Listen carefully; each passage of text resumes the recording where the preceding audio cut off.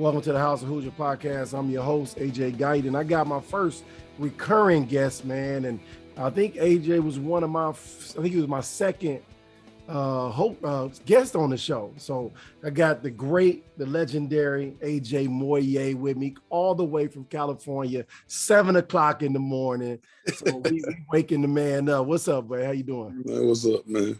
What's going on? Waking the man up. You ain't lying, though. Yeah. I set the alarm for 6:55. I just got up. I said, all right. So you just got up, put the coat on, and playing the part. Yeah. Man, it's been a while, man, since I caught up with you. Been a lot of changes in your life, man. So did you add on to the family? Is what I'm hearing, and you joining the old man club with a little baby, because I'm showing the club with you. I got a 3-month-old. And then I turned 40 like a week ago. Hey, I got a 1-year-old, man. So I'm mad because I don't think I'm gonna be able to train her like I did my other daughter. That's all I keep thinking about. I don't think my knees ain't gonna be able to handle this one. So I'm gonna have to train my daughter to train her. You know what I'm saying? So that's my thing. Like, so for like the last 5 months, every single day I've been in a workout class, and it got me young, boy. It's like I'm 20 years old. Yeah, I think about that all. I'm like, dang, when she turned 15, I'm gonna be 55. I don't know if it's gonna work out like it normally does, but that's a beautiful thing. Baby healthy, family good, and everything. Yeah. That's good. That's good to hear, man. Are you still doing with the Mamba Academy? Yep, still there. What's your role there? You got bumped up, or you still doing kind of the same thing? But it's like I'm the master trainer. I'm the head of the basketball, so you know. Yeah, that sounds like Cobra Kai. That sounds like you said master trainer. Like that's what they call me, the master trainer. What the other trainers called? If you the master, man, I don't even know, man. Heck, dog. I'll take it. Let's go back real quick, because I don't think I've talked to you before the start of the season, man. We talked about when Indiana job was open and they were looking for a coach. At that, take us back to that time, man. And you've been through it. You know, you watch every coach get hired. You watch the many different changes. Watch the ship sink, sail, sink again. What were you thinking? Indiana needed to do to get Indiana basketball back at that point? Well, I mean, I thought they did what we were all expecting, man. You know, I was actually expecting Coach Woodson to really? be hired. Yeah, I was. Man, I was happy when I heard, and then I remember I even called him. I think I called him before he got the job. You know, and talked with him, man. So you know, I'm excited. I'm happy. And I love the things he stands for, man. You know. I just love Coach Woodson, man. So, you know, I really think they hit it out the park with that one. And then, you know, Yaya, you know, Yasir, man, that's my boy. Like, people don't know it, but, you know, he's from where I'm from. Oh, really? So he was, man. He was like, he's like one of my little basketball OGs, man. So I remember, you know, being young and going to his high school games, looking up to him and him giving me a few pointers here and there. So, you know, I'm grateful that he's coaching. And then Dane Fife, you know, that's my boy. So, you know, me and Dane, we talk all the time, man. We were talking like 2 days ago. So, where you get that insight from? I mean, how you know it was Mike? Because when I was thinking about the process, everybody's name except his came up because, you know, I played in the NBA, so I kind of understand. I coached in the NBA arena. And that was like the dream job of coaches, like, you know, to be in the NBA, be an assistant. I mean, you 5-star everything, you around every superstar, you know what I'm saying? Like, and it's hard for veteran coaches to give that up. So I never thought about Coach Woodson. I always thought about Keith Smart, you know, and I was kind of reaching with Calbert Chaney. You know, I'm thinking about these guys like that. How did you know that it was going to be Mike Woodson? I don't know, man. Mm-hmm. I just kind of knew. I'd already had his number because when he was coaching with the Clippers, Mm-hmm. when I first retired from hooping, I was maybe out of the game maybe 1 year, and then he first got out here. I went and had dinner with him because Ving Rhames, the actor, you know Ving Rhames, Baby boy, you want and some? all those movies. Kool-Aid? So he has a son, Freedom. Okay. He'll be a freshman next year, Mm-hmm. and he's going D1. Okay. But I trained his son since he was maybe like 12 or 11. Mm-hmm. And I actually used to coach his son, actually. So I used to coach his son, Jabari Walker at Colorado, who's about to turn pro probably after this year. Like, so I coached a whole lot of like little D1 players back in the day. Right. But coached them for like 2-3 years. And then, but so Ving knew Mike Woodson. And he was like, yo, man, let me introduce you to Mike. Have you known Mike? I said, well, I know who he is, man. I love Mike Woodson. And so Ving set up a little meet and greet dinner. And it was real cool, man, you know, just picking Mike's brain and learning things from him about the game, learning little nuances about coaching. Yeah. Him just pouring, positivity and a good influence into me. So I know Mike for maybe 6-7 years, maybe. Okay. Yeah. So Indiana, man, 16-8, 7-7. I think they've lost like out of the last 5 games. Like, why are they sliding? In your opinion, you've been there. Why are they sliding right now?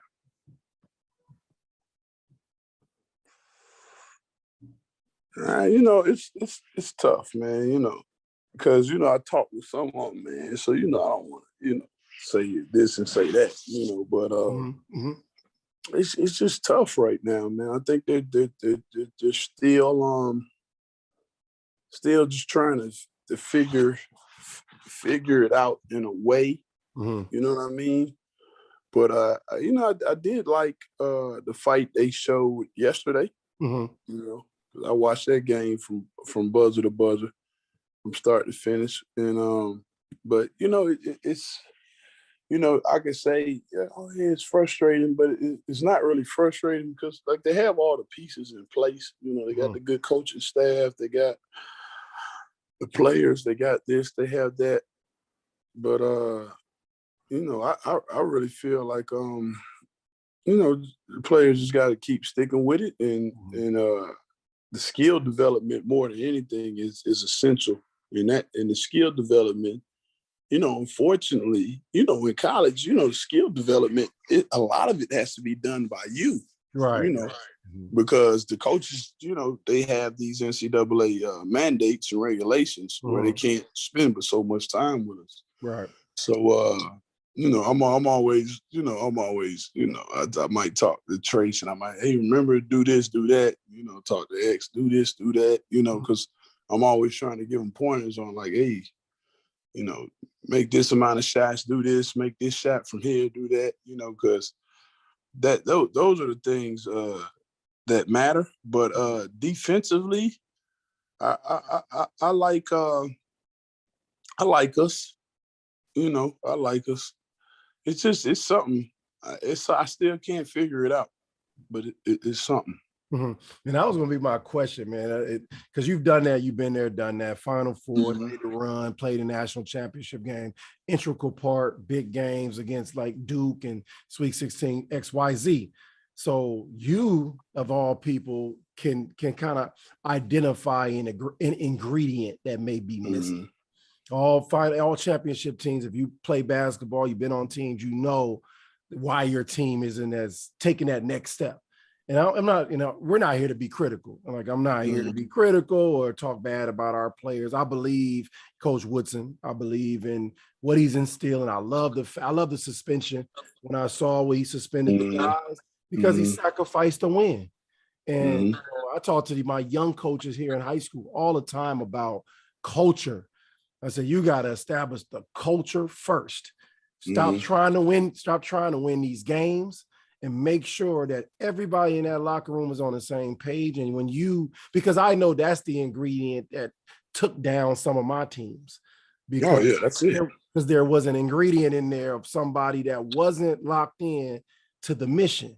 It was always, and we didn't address it. You know what I'm saying? We addressed it. So from your standpoint, do you see an ingredient that's missing from this team? I don't. And that's the thing I was going to say. Mm-hmm. We got to be mindful of this as well. The Big Ten has been the most successful conference in tournament play, for a while. So I truly believe, because right now they got us as a 9-10 seed. Mm-hmm. I truly believe once we get in that tournament, it's going to be ugly for some teams, because the Big Ten, we play tournament basketball. We play defense and we execute at a high level offensively, right? Most conferences, they really don't play D, and most of the time it's 1-2 pass shot. One thing that frustrates me a bit, or UCLA, because I work out a couple guys on that team.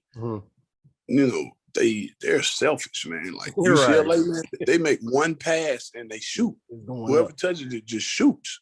It's crazy. I've never seen it like that. UCLA, I'm telling you, they pass 1-2 times and it's a shot every time. I'm like, what are you doing?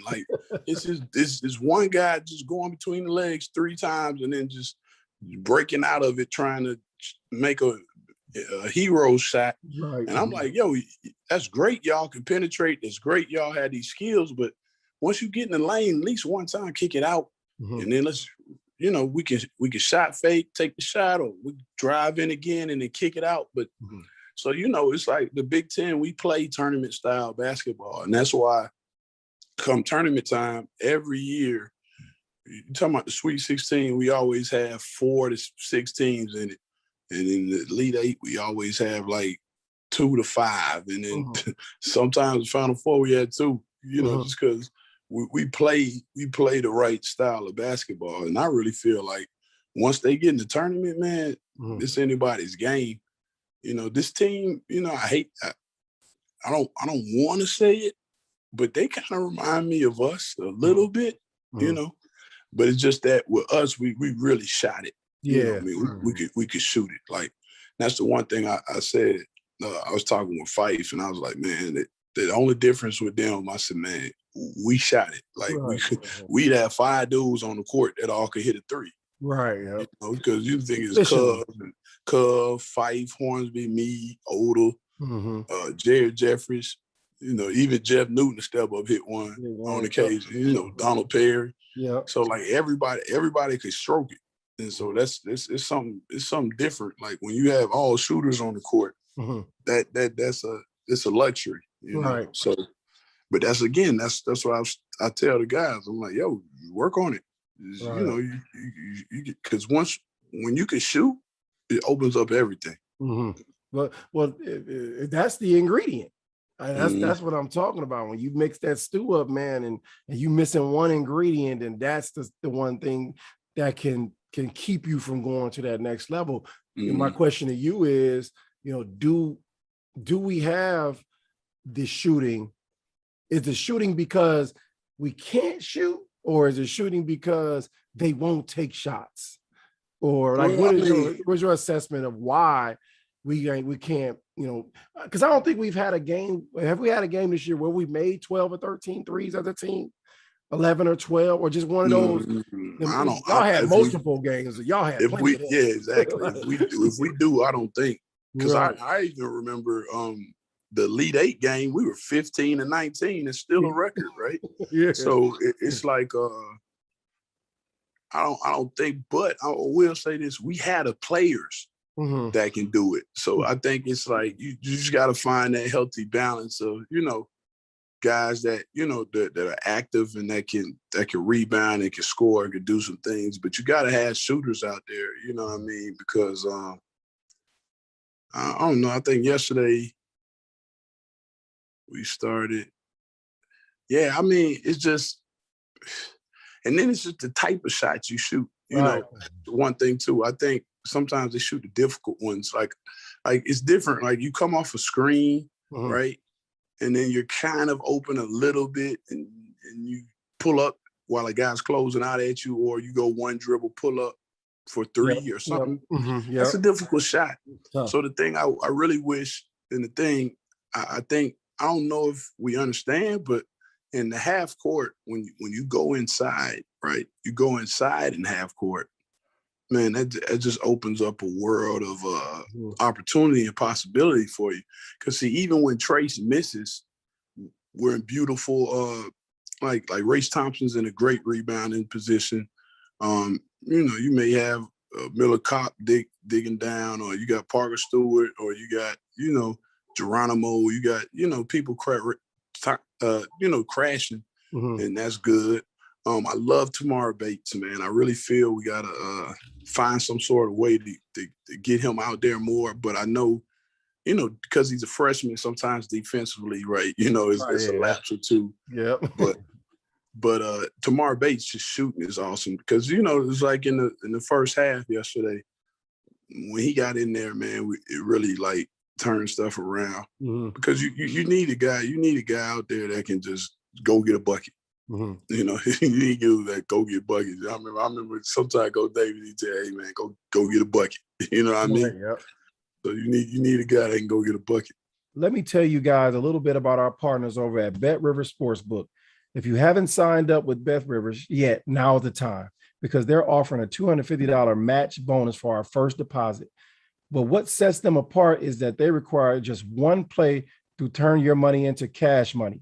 With their new Rush Pay instant approval, withdrawing your winnings is safer, more secure, and more reliable. With football season kicking off, get in on the action by going to betrivers.com today, or by downloading the BetRivers iOS app. Must be 21 years or older. Gambling problem? Call 1-800-GAMBLER.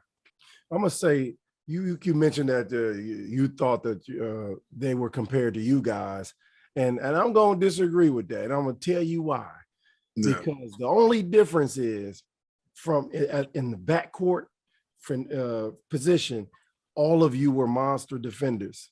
Oh yeah, that's for sure. I said and the reason I believe that we can't make 11, 12, 13 threes in the game is because we haven't shown the ability yet to defend at the level to create offense for our team.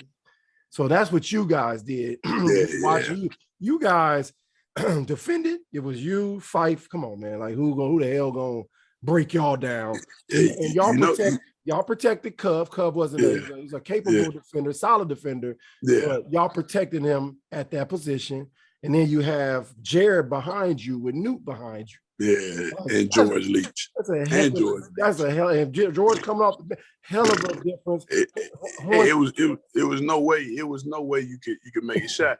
And then with Jared Odell, he was so strong, and he just understood angles. He understood angles.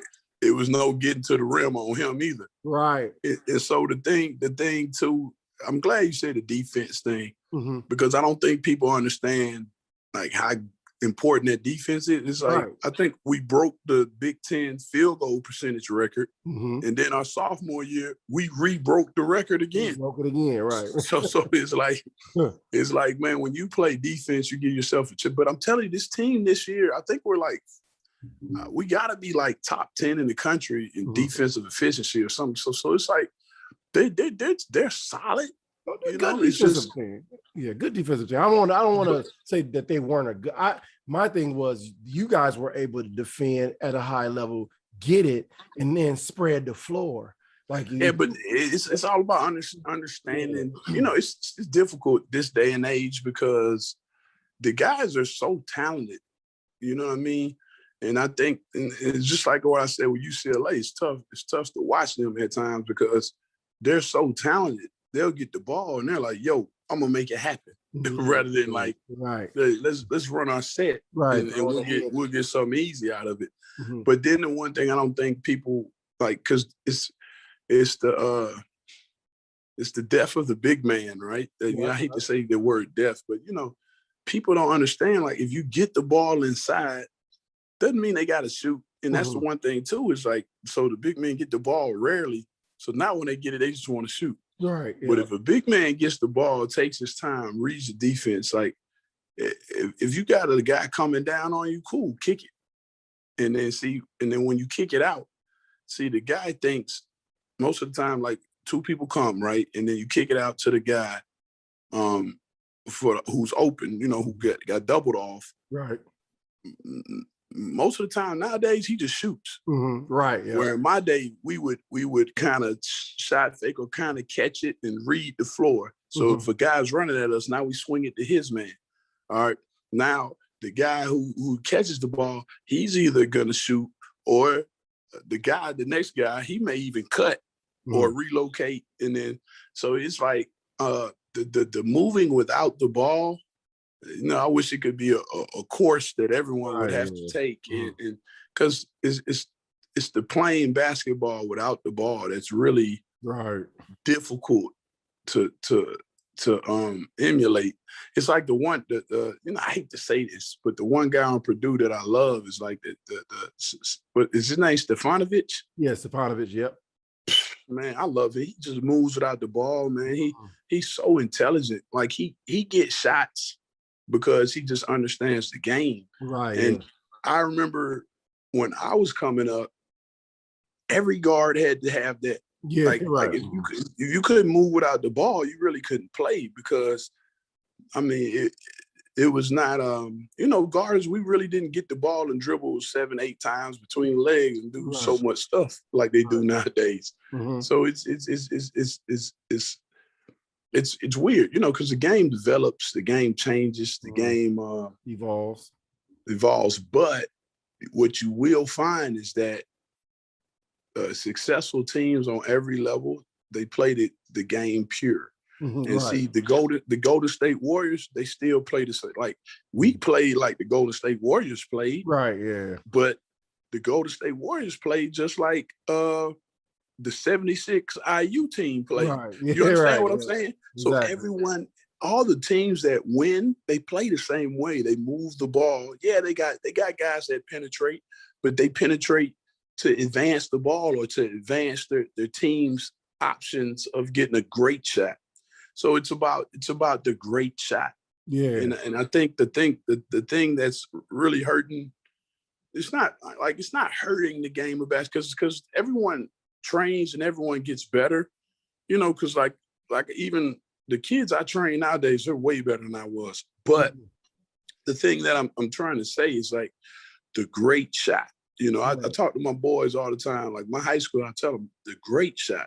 It's good to shoot a shot, hand in the face, someone's running at you, but the great shot is the next pass. Right. The great, find the open guy. Right. Because that's what it's about. It's about the open guy. Yep. But the thing is, like everyone thinks, it's an interesting world, because you got social media, you got so much stuff distracting these kids, and then you got the parents are different.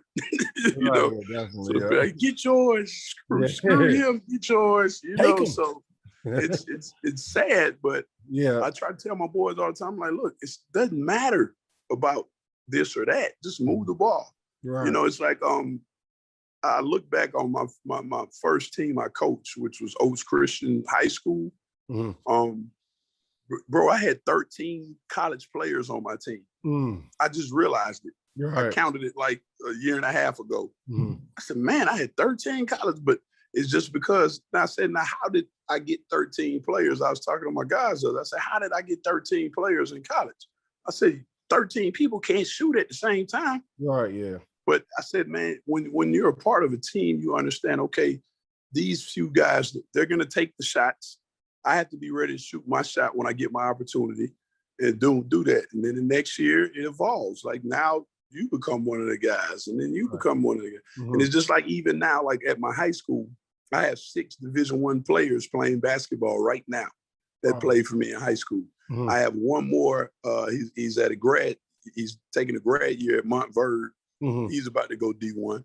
And then I have like 2 or 3 on my high school team that'll probably go D1. And it's because, it's a culture and it's a right way to play. Right. And I just really feel like, man, if someone could give these kids like the right way to play.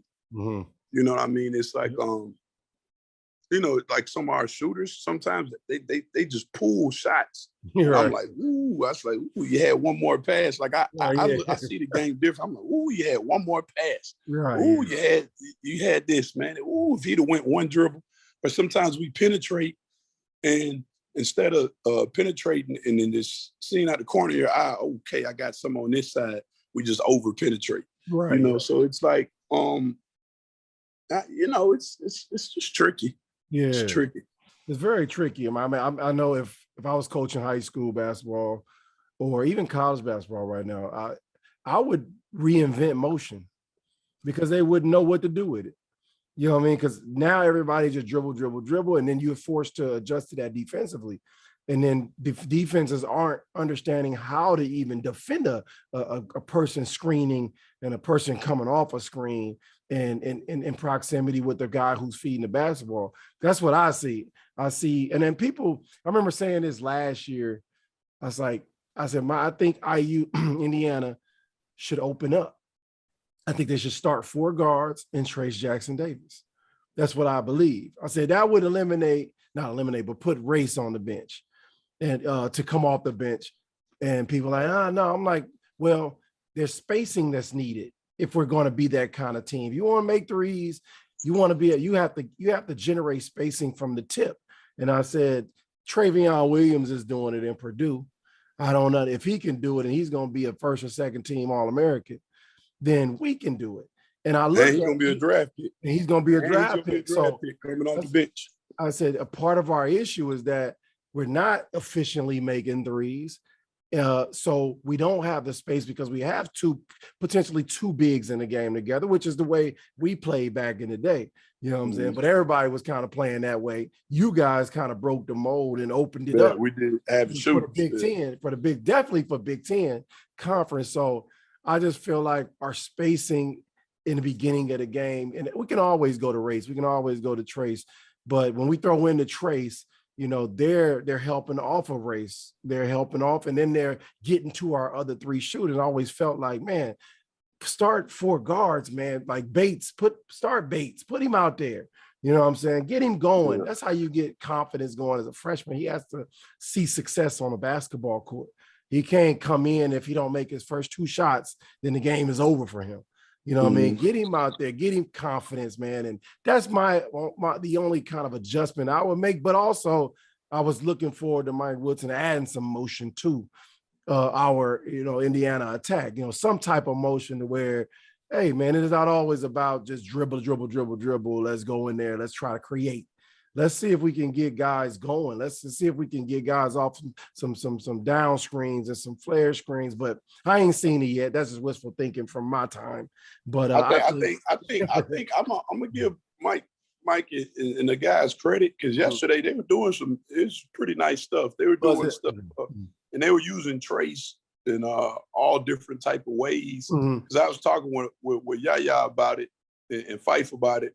They say, yeah, man, we own it. Like, he's like, look, we think, because, I said something, like, well, what about this? And what about, he say, AJ, believe me, we're on it. We've done it. We've done it all. And then yesterday I watched and yeah, they were using Trayce in many different ways. And they had Race setting some screens. It was nice, but I just, like I'm saying, I wish our guys, they just have a little more patience because it's like the first like little glimmer or first little opportunity they get, they're like, yo, I'm shooting this instead of like because with us, we'll get it and we're like, all right, we're gonna penetrate, but I'm penetrating. I'm gonna look at the rim. Like if it's there, and it's super easy, I'll take it. But most of the time in the Big Ten, off the first pass or second pass, you're not getting anything. Right. Like you may get a little angle, but you're driving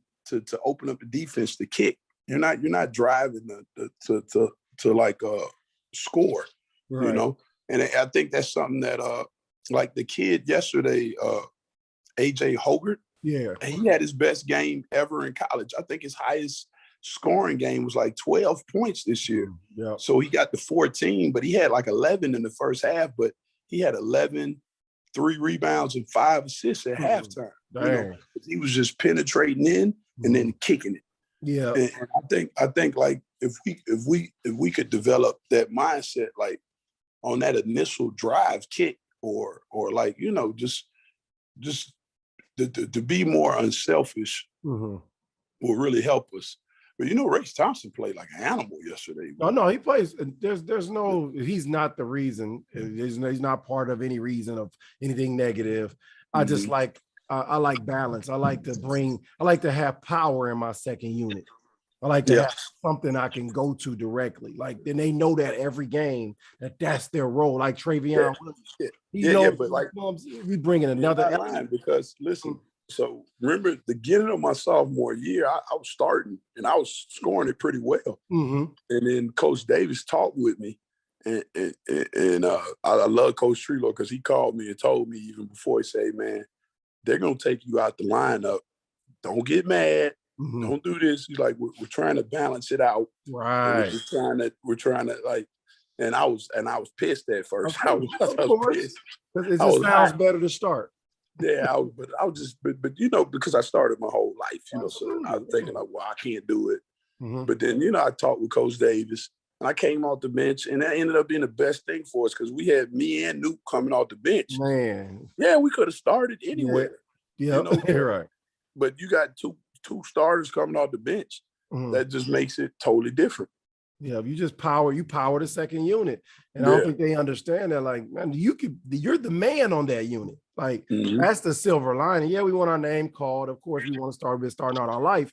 But if you race numbers, to me, would go up because he was essentially subbing for Trayce to give him a rest the day that we don't need a Michael Durr when we're not playing against Edie or Kofi Coburn. It's all subjective, but we put him in the game, then he becomes the focal point for that 5 minutes. All right, we go on the race, we're playing through him, then you play them together, then it just gives you so many more options. You become quicker, you become good defensively. You can rebound it. Race can get a rebound and push it out. Get the because so many options. I just wish we would tap into a little bit. You know what? Because I'm gonna tell you, and you're not lying. That's what Painter's been doing for like 5-6 years. Right. Exactly. Yeah. Dude, he's been doing that. I've been watching him, and even my boy does it now, man. Believe it or not, man, Izzo been doing that for like a little bit, man. Like for real, like I think that's the way. That's the way to go. Yep. Unless you're like a Gonzaga, right? But Gonzaga, they're freak of natures because they can shoot. They're 16, 7 feet, and they can shoot. They do. So I think the thing is, you want to make sure at the 4 spot you got a shooter. Right. Like I'm talking about not a guy that can step up and hit like 1 or 2, but a guy that can just go 6 or 7. 6 or 7. That's what I'm saying. That's exactly what I'm saying, bro. If you got a dude like that, now you can't help off. You can't. It changes the game. That's what a game is. That's what an NBA game is. Like, you got to have a stretch 4. And we don't have that yet. I know Race has been working hard on his jump shot. He's becoming a solid shooter. But for example, it's the game is the game. Nobody has huge 4 power forwards anymore. Like the 4-man in college is 6'5" now. They're 6 at the best, but they can shoot mostly on the good teams. They can shoot the basketball.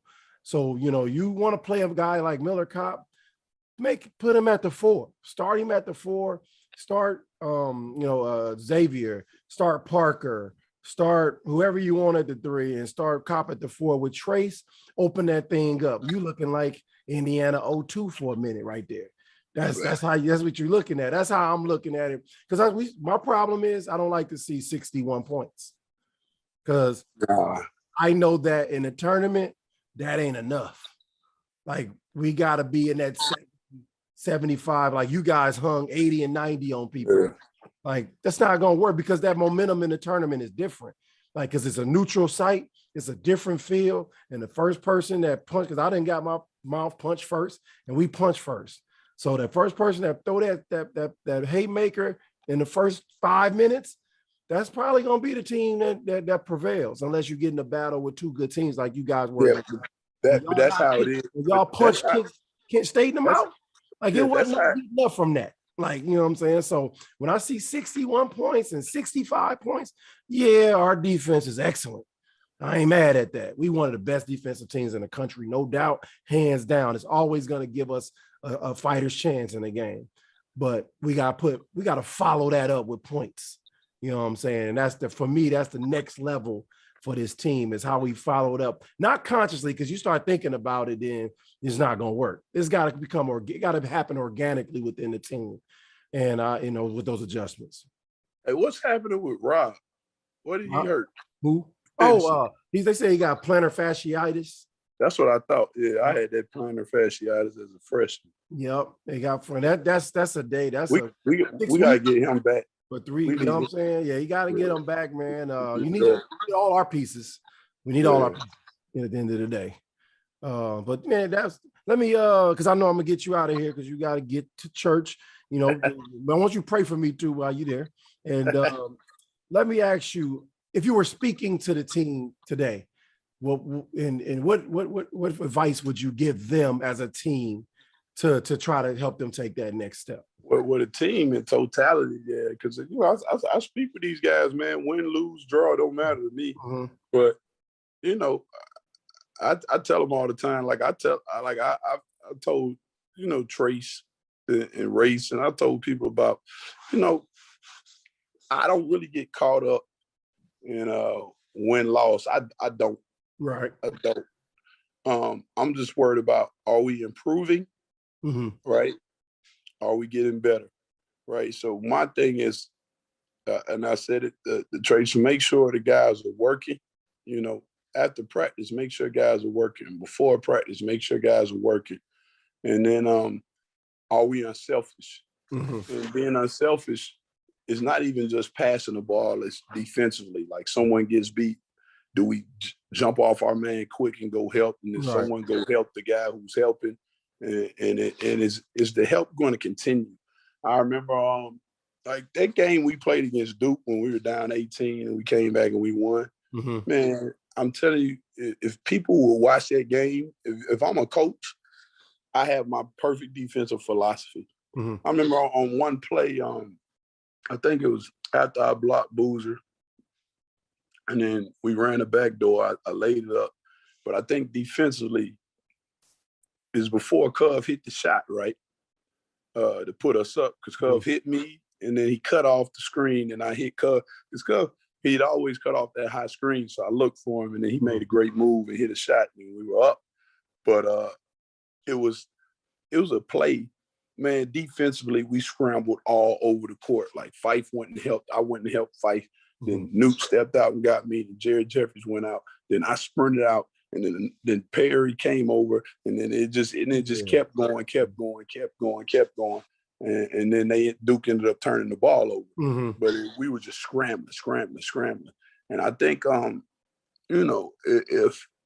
if we can keep improving from that standpoint, from being unselfish, because it's tough to be unselfish nowadays. Yeah, it is. Because everybody, if you look at Purdue sometimes, they lose because sometimes, someone get the little bug and I'm not passing, I'm not playing D. If you look at Auburn, like Auburn's number one team, and I love Auburn, how they play with the two bigs.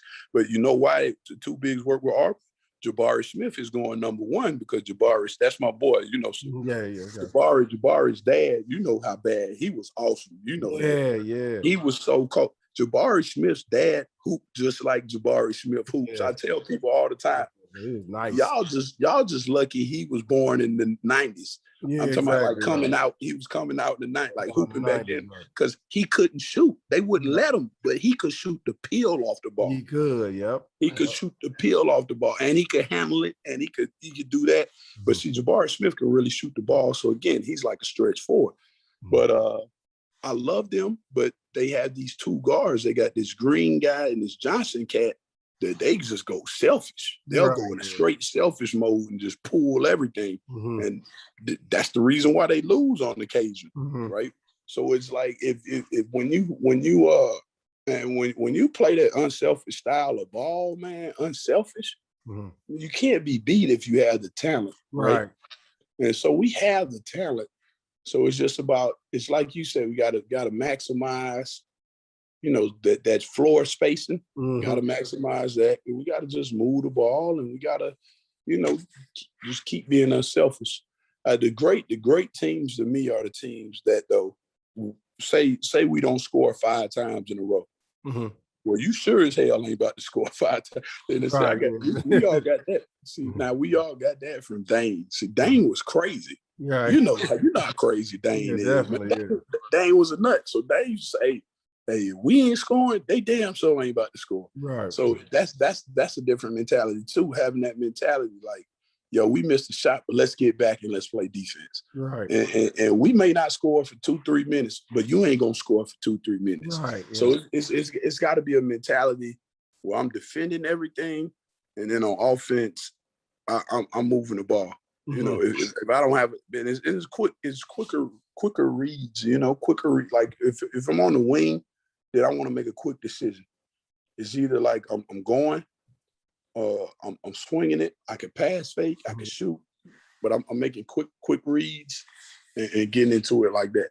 Right, man. That was great. I hope y'all listening, because that's what you need to hear in order to get to the next level. Final, man. What's AJ Moye's aspirations, man? Why you not on a college bench right now? Like, do you want to be? Do you care to be NBA? What's your aspirations?